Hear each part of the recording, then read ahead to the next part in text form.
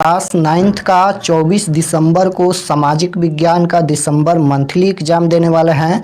तो अभी के इस क्लास में क्लास नाइन्थ के लिए सोशल साइंस यानी सामाजिक विज्ञान का ऑब्जेक्टिव और सब्जेक्टिव क्वेश्चन आंसर देखेंगे अभी के इस क्लास में। तो आप लोग क्लास को पूरा वॉच कीजिएगा। यहाँ पर देख सकते हो क्लास नाइन्थ मंथली एग्जामिनेशन दिसंबर 2024, ये मासिक परीक्षा के लिए सोशल साइंस यानी सामाजिक विज्ञान का क्वेश्चन पेपर है।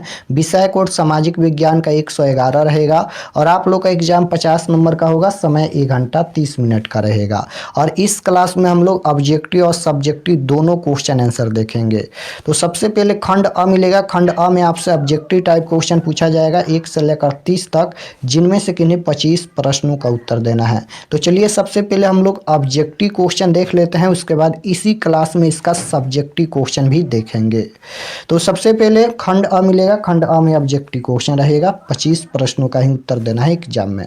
तो आइए फर्स्ट क्वेश्चन देखते हैं। पहला नंबर क्वेश्चन है, वास्को डी गामा कहाँ का यात्री था। बताना है कि वास्को डी गामा कहाँ का यात्री था। तो आपको याद रखना है पुर्तगाल का। Option number B correct answer होगा। 2 नंबर क्वेश्चन है, यूरोप वासियों ने दिशा सूचक यंत्र का उपयोग किससे सीखा। तो राइट आंसर सी हो जाएगा, अरबों से। क्वेश्चन नंबर 3 है, धर्म युद्ध हुआ था। तो राइट आंसर 3 का ऑप्शन नंबर ए हो जाएगा, ईसाइयों और तुर्कों में। कोलंबस मूल निवासी था। कोलंबस कहाँ का निवासी था। तो राइट आंसर 4 का क्या हो जाएगा यहाँ पर, जेनेवा का। Option number C correct answer होगा। 5 नंबर क्वेश्चन है कि हेनरी द नेविगेटर राजा था। तो राइट आंसर 5 का क्या हो जाएगा, पुर्तगाल का। Option number A correct answer होगा। 6 नंबर क्वेश्चन है कि एस्ट्रोलोब किस प्रकार का यंत्र था। तो राइट आंसर सी हो जाएगा, अक्षांश बताने वाला। क्वेश्चन नंबर 7 है कि कैरोलिंगियन साम्राज्य का सम्राट कौन था। तो राइट आंसर बी हो जाएगा यहाँ पर, शारलमा। क्वेश्चन नंबर 8 पूछा गया है, फ्रांस क्रांति के पूर्व फ्रांस की शैक्षणिक व्यवस्था पर किसका अधिकार था। तो राइट आंसर 8 का ए हो जाएगा, चर्च का।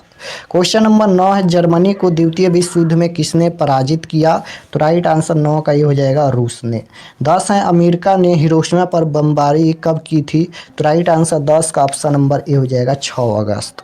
क्वेश्चन नंबर 11 है, हिटलर का जन्म कहाँ हुआ था। हिटलर का जन्म कहाँ हुआ था। तो आपको याद रखना है ऑस्ट्रेलिया में। Option number D correct answer होगा। 12 नंबर क्वेश्चन है, नाजी पार्टी का प्रतीक चिन्ह क्या था। तो 12 का क्या हो जाएगा, option number B correct answer होगा, स्वास्तिक। क्वेश्चन नंबर 13 है, भारतीय वन अधिनियम कब पारित हुआ। तो 13 का राइट आंसर बी हो जाएगा, 1865। 14 नंबर क्वेश्चन है, तिलका मांझी का जन्म किस ईस्वी में हुआ था।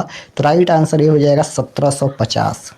15 नंबर क्वेश्चन है, भारत के मुख्य भाग का सही देशांतरीय विस्तार है। तो 15 का ए राइट आंसर हो जाएगा। 16 नंबर क्वेश्चन है, भारत की मुख्य भूमि का पूर्व पश्चिम विस्तार कितना है। तो राइट आंसर 16 का डी हो जाएगा। क्वेश्चन नंबर 17 है, नीलगिरी किसका अंग है। तो राइट आंसर 17 का बी हो जाएगा, पश्चिमी घाट। क्वेश्चन नंबर 18 है, कश्मीर घाटी किसके बीच स्थित है। तो ये हो जाएगा, जास्कर और पंजाल के। Option number B correct answer होगा। क्वेश्चन नंबर 19 है कि बांग्लादेश को स्वतंत्रता किस वर्ष मिली।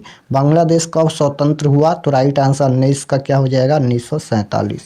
रेखीय मापक में सवे भाग की दूरी किस मापक से मापी जा सकती है। तो राइट आंसर 20 का option number C right answer हो जाएगा, बीकन मापनी से।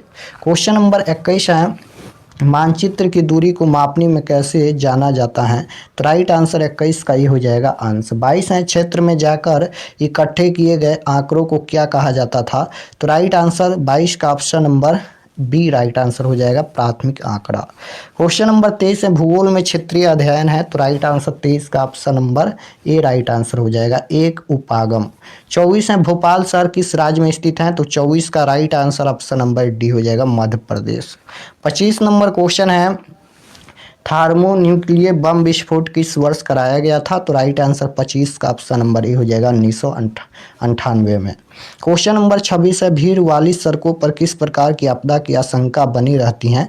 तो राइट आंसर 26 का डी हो जाएगा, दुर्घटना की। क्वेश्चन नंबर 27 है, आपदा किस प्रकार आती हैं। तो राइट आंसर क्या हो जाएगा, आपदा किस प्रकार आती हैं। तो पूर्व सूचना दिए बिना। क्वेश्चन नंबर 28 देखिए, 28 नंबर क्वेश्चन यहाँ पर पूछा गया है, अमेरिका द्वारा सार्वभौम वयस्क मताधिकार किस वर्ष अपनाया गया? तो राइट आंसर 28 नंबर का ऑप्शन नंबर सी हो जाएगा। क्वेश्चन नंबर 29 है, चिली में सैनिकों द्वारा किस वर्ष सल्नाडोर आयुदे के शासन का तख्ता पलट कर दिया गया था? तो इसका करेक्ट आंसर ए हो जाएगा 1973। क्वेश्चन नंबर 30 है, पोलैंड में जनतंत्र की स्थापना से पहले कौन सी स्थिति नहीं थी? तो इसका करेक्ट आंसर डी हो जाएगा, जनता को अपनी सरकार को चुनने की स्वतंत्रता।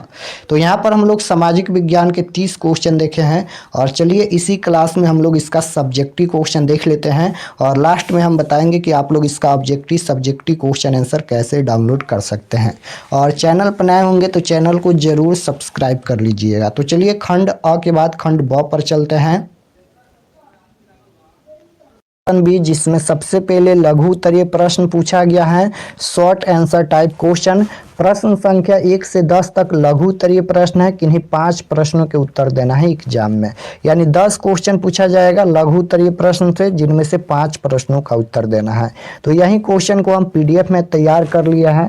पहला नंबर क्वेश्चन है कि यूरोप में मध्यकाल को अंधकार का युग क्यों कहा जाता है? तो इसका आंसर लिखना है कि मध्यकालीन यूरोप को अंधकार युग इसलिए कहा गया है कि यह काल संपत्ति प्रवृत्तियों का काल था। इस काल में न तो व्यापार वाणिज्य गतिशील था और न ही धर्म का स्वरूप ही मानवीय तथा पृथ्वी के बारे में ज्ञान अत्यल्प तथा और अंधविश्वास से युक्त था। तो इसका आंसर यहाँ तक लिखना है। उसके बाद क्वेश्चन नंबर 2 पूछा गया है, फ्रांस की क्रांति के राजनीतिक कारण क्या थे? तो इसका आंसर लिखना है, फ्रांस की क्रांति के राजनीतिक कारण निम्नलिखित थे। पहला है निरंकुश राजशाही, और दूसरा है कि राज दरबार की विलासिता। उसके बाद तीसरा है यहाँ पर प्रशासनिक भ्रष्टाचार। चौथा है यहाँ पर संसद की बैठक 175 वर्षों तक नहीं बुलाई गई। पांचवा है अत्यधिक केंद्रीकरण की नीति, और उसके बाद यहाँ तक इसका आंसर लिखना है। उसके बाद क्वेश्चन नंबर 3 पूछा गया है, लोकतंत्र क्या है? तो इसका आंसर लिखना है कि एक ऐसी शासन व्यवस्था जो लोगों द्वारा चुनी जाती है और लोगों के हित में शासन करती है, लोकतंत्र कहलाती हैं। इसमें समानता स्वतंत्रता जैसे लोकतांत्रिक सिद्धांतों पर विशेष बल दिया जाता है। वर्तमान समय में यह शासन व्यवस्था सबसे लोकप्रिय है। तो 3 नंबर का आंसर यहाँ तक लिखना है। उसके बाद 4 नंबर क्वेश्चन पूछा गया है, संविधान की आवश्यकता क्यों है, व्याख्या करें। तो इसका आंसर लिखना है, लोकतंत्र की सफलता के लिए संविधान जरूरी है। किसी देश का शासन जिन नियमों एवं सिद्धांतों के आधार पर चलता है, उन सिद्धांतों या नियमों का संग्रह ही संविधान है। संविधानहीन राज्य की कल्पना करना बेमानी।